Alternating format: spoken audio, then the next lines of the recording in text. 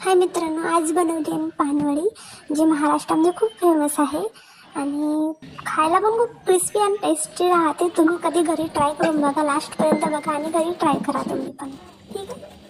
हे पाणी कुठं पण मिळतात, आपल्या गावाकडे तर सगळ्यांच्या घरी असतात. मस्तपैकी धुवून स्वच्छ पाण्याने धुवून टाकायचे आणि मस्त पीठ लावायचे. तो रेडी बनवलेला बॅटर आपला राहते. चांगला 2-3 पानं मस्त पैकी पीठ लावायचं, काही कमी करायचं नाही.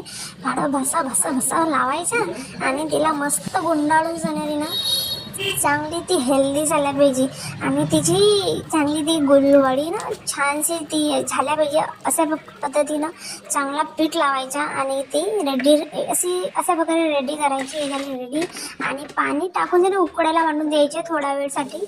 5 मिनिटात तर रेडी होऊन जाते आणि मग तिला काटून फ्राय करायची. फ्राय झाल्याच्या नंतर हे ज्या